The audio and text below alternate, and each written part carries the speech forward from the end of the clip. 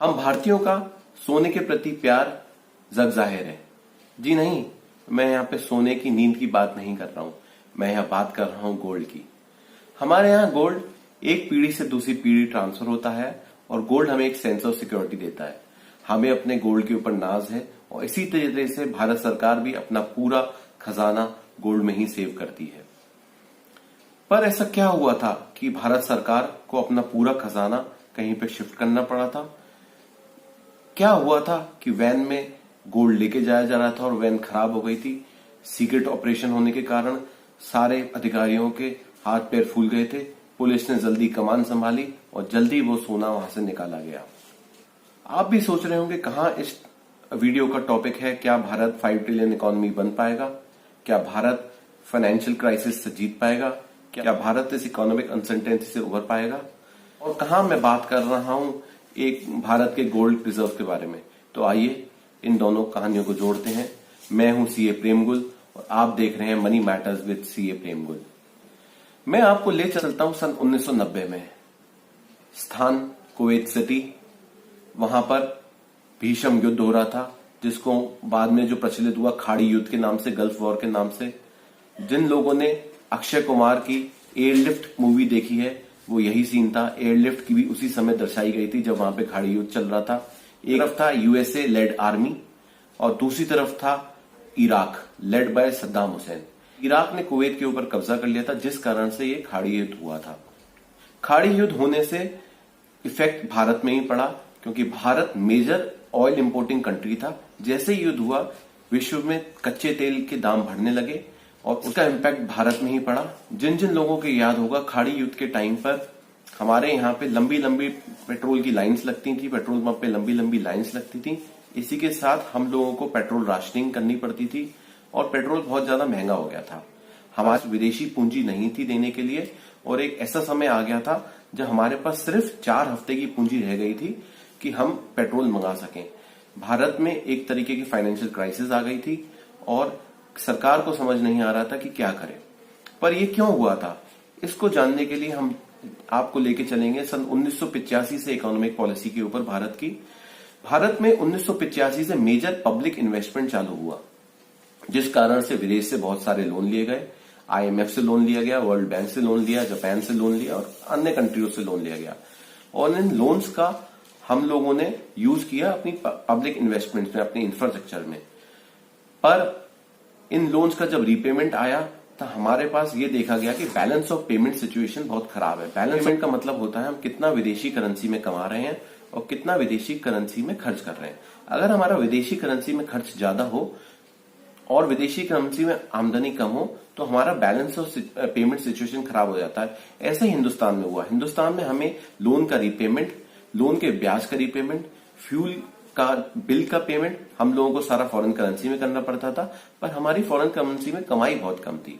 ये सालों दर साल चलता गया और एक समय ऐसा आया जब 1990 में युद्ध हो रहा था कि हमारे पास फॉरेन एक्सचेंज रिजर्व बहुत कम रह गए थे, जिस कारण से हम लोग इंटरनेशनल लोन्स को डिफॉल्ट करने वाले थे। हम लोग उनका पेमेंट नहीं कर पा रहे थे और यहां तक कि विश्व में मूडीज जो एक बहुत बड़ी इन्वेस्टर कंपनी है, इन्वेस्टमेंट क्रेडिट कंपनी है, उसने हमारा इन्वेस्टमेंट ग्रेड डाउनग्रेड किया, जिस वजह से हमें आगामी और भी कोई लोन नहीं मिल पा रहा था। ना ही हमारे को वर्ल्ड बैंक से कोई मदद मिल पा रही थी, ना आईएमएफ से मदद मिल पा रही थी। हमारे को मेजर फाइनेंशियल क्राइसिस आ गई थी और भारत सरकार को यह पता चल गया कि कुछ दिनों बाद हम लोग अपनी कंट्री में फ्यूल नहीं ले पाएंगे, क्योंकि हमारे पास फॉरेन एक्सचेंज नहीं है। इस समय सरकार थी स्वर्गीय श्री चंद्रशेखर जी की। चंद्रशेखर जी की सरकार ने यह तय किया आईएमएफ के साथ कि वो उनको $2.2 बिलियन का लोन देंगे, पर उस 2.2 बिलियन लोन की एक शर्त थी कि भारत को अपना 67 टन गोल्ड गिरवी रखना पड़ेगा। जी हां, भारत ने अपना गोल्ड गिरवी रखा था और वो जो वैन जो सारा गोल्ड लेके जा रही थी, वो इसी के तौर पर जा रही थी। बैंक ऑफ इंग्लैंड और बैंक ऑफ स्विट्जरलैंड के पास हम लोग अपना गोल्ड गिरवी रख रहे थे और इस कारण से वो गोल्ड एरोप्लेन में जा रहा था जब वो वैन खराब हो गई थी।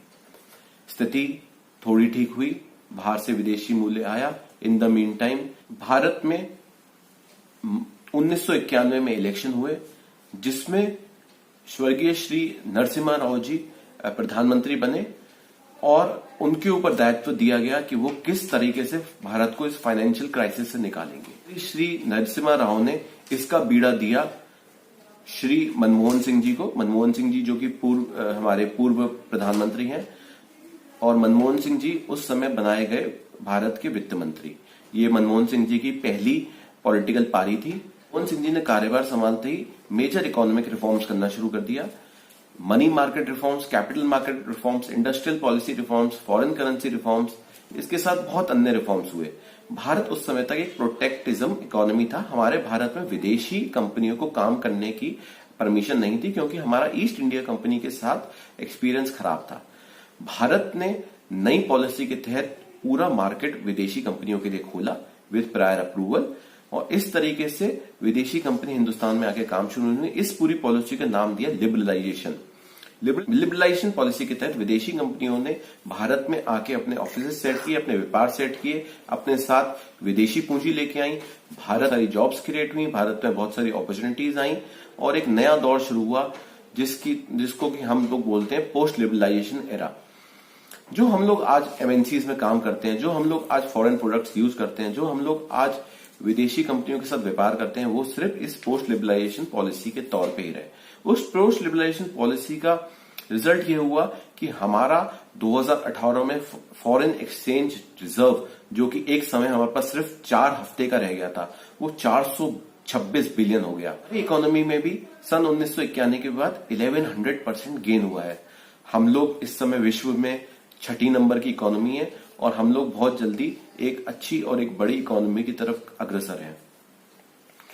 जब हमने 1991 की फाइनेंशियल क्राइसिस, जिस समय हमें अपना गोल्ड तक गिरवी रखना पड़ा था, वो एक कुशल नेतृत्व, एक कुशल पॉलिसी, एक अच्छे निर्णय, एक अच्छी नीयत के साथ पार कर लिया, तो क्यों नहीं हम लोग ये जो अभी हमारे देश के सामने इकोनॉमिक क्राइसिस है, फाइनेंशियल क्राइसिस है, उससे जीत पाएंगे। उससे जीतना भी बहुत आसान है, और मैं आपके सामने 10 पॉइंट रखूंगा जो कि हम लोगों को $5 ट्रिलियन इकोनॉमी बनाने में सार्थक होंगी। पहला पॉइंट, जैसा कि आप जानते हैं, भारत में इंपोर्ट फ्यूल बिल बहुत ज्यादा है। हम लोग one of the leading fuel importing countries हैं। इस जो आगामी नजर आ रहा है वो ये नजर आ रहा है कि हमारे बहुत सारे जो बिजनेसेस हैं, बहुत सारे जो व्यापार हैं, वो शिफ्ट हो जाएंगे work from home. Work from होने से एक बेनिफिट ये होने वाला है कि हमारे जो ट्रांसपोर्टेशन है, वो ट्रांसपोर्टेशन कॉस्ट कम होने वाली है, जिसकी वजह से हमारे को मेजर फ्यूल बिल सेविंग होने वाली है। इसी के तरीके से हमने ये देखा है कि हम लोग इंडिया में एक हमारे को ब्लेसिंग है, एक गॉड की गिफ्ट है, वो है फ्यूल ऑफ द फ्यूचर। जी हाँ, solar energy is the fuel of the future. जगह सोलर एनर्जी यूज होगा, हम लोग सब्सटीट्यूट करेंगे सोलर एनर्जी को एज अवर फ्यूल रिक्वायरमेंट, जिसकी वजह से हम लोगों को अगेन फ्यूल इंपोर्ट की सेविंग होगी। इसी तरीके से हम लोगों ने बहुत सारे ऑल्टरनेट फ्यूल मैकेनिज्म्स भी डेवलप किए हैं, जिसके अगेन हम लोगों को फ्यूल की सब्सिडी, फ्यूल की सेविंग होगी। ये सारी सेविंग के साथ साथ हमारी कंपनियों को भी बहुत सेविंग होगी, क्योंकि वो सस्ता फ्यूल लेंगी और उनके प्रोडक्ट सस्ते होंगे और वो वर्ल्ड में कॉम्पिटिटिव होंगे।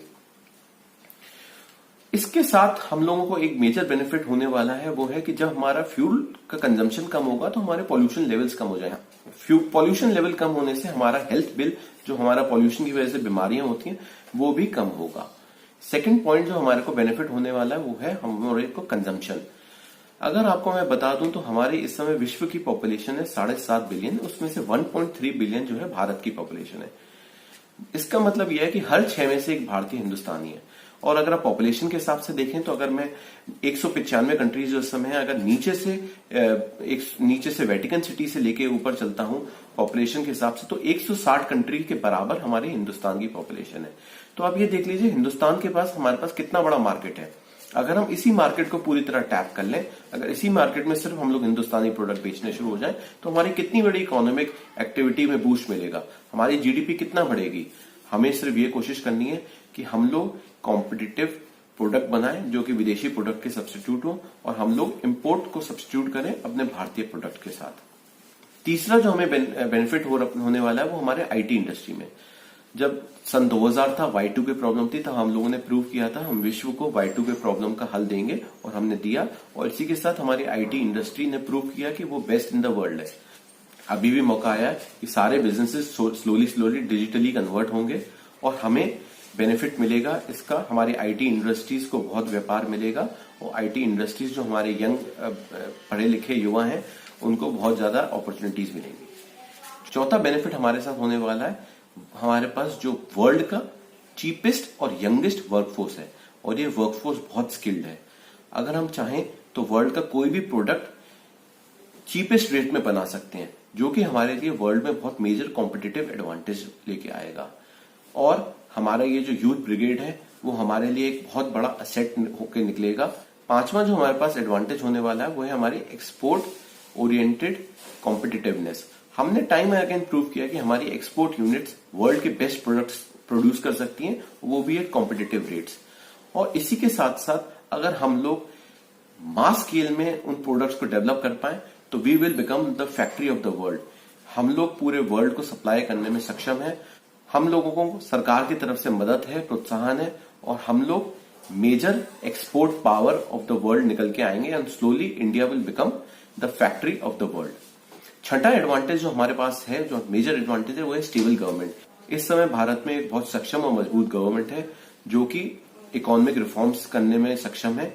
इसी के साथ कोई भी अगर इन्वेस्टर आता है उसको बस ये देखना होता है कि हमारी जो इकोनॉमिक पॉलिसीज हैं वो मजबूत है, हमारी इकोनॉमिक पॉलिसीज जो है लॉन्ग टर्म फ्यूचर को मद्देनजर है, हमारी tax policies best in the world है। और मुझे उम्मीद है भारत सरकार इन सबको मद्देनजर रखते हुए नए रिफॉर्म्स लाएगा और हमारे इन्वेस्टर्स जो हैं, जो फॉरेन व्यापारी हैं जो भारत में व्यापार करना चाहते हैं, उनके लिए एक रेड कार्पेट भारत में व्यापार करने के लिए प्रस्तुत करेगा।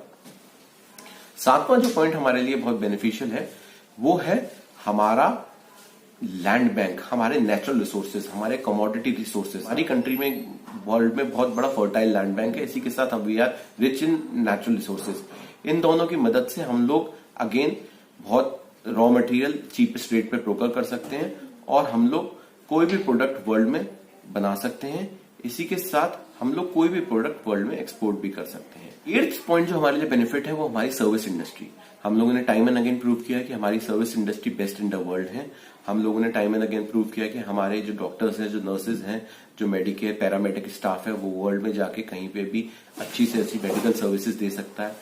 इसी के साथ हमने देखा है कि हमारे यहाँ बहुत विदेशी आके अपना सस्ते में इलाज कराते हैं और मुझे लगता है कि आगामी समय में हम लोग अग्रणी होंगे इस मेडिकल फैसिलिटीज में। हम लोग we will be hub of medical tourism in the world और वर्ल्ड में सारे लोग हमारे यहाँ इलाज करा के आएंगे, जो कि हमारे लिए एक बहुत मेजर फॉरेन अर्निंग सोर्स होगा और हमारी इकोनॉमी के लिए बहुत मेजर ड्राइवर ऑफ प्रॉस्पेरिटी होगा।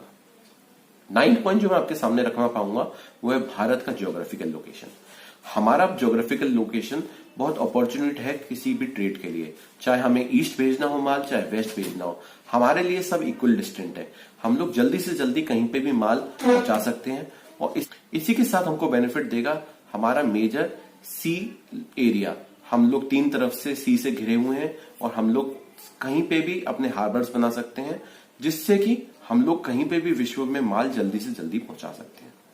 10th पॉइंट में आपके सामने रखना पाऊंगा जो हमारे कैपिटल मार्केट्स हैं, मनी मार्केट्स हैं, फाइनेंशियल मार्केट्स हैं एवं इंश्योरेंस मार्केट्स हैं, which are amongst the best in the world. हम लोगों ने टाइम एंड अगेन प्रूव किया कि हमारे कैपिटल मार्केट्स आर ट्रांसपेरेंट, हमारी पॉलिसीज ट्रांसपेरेंट है, हमारा फाइनेंशियल मार्केट्स ट्रांसपेरेंट है और हम लोग व्यापार के तौर पे एक बहुत ही ज्यादा इन्वेस्टर फ्रेंडली कंट्री है। इसके अलावा और भी कई पॉजिटिव्स हैं हमारे हिंदुस्तान के लिए कि हम लोग $5 ट्रिलियन इकोनॉमी बन सकते हैं और मुझे उम्मीद है हम लोग बहुत जल्दी 5 ट्रिलियन इकोनॉमी बनेंगे। अभी थोड़ा समय कष्टदायक है बट हम लोग सब लोग मेहनत करें, हम लोग सब लोग राष्ट्र के तौर पे एक साथ काम करें तो मुझे जल्द उम्मीद है कि हम लोग $5 ट्रिलियन इकोनॉमी का लक्ष्य पाएंगे। जय हिंद, जय भारत।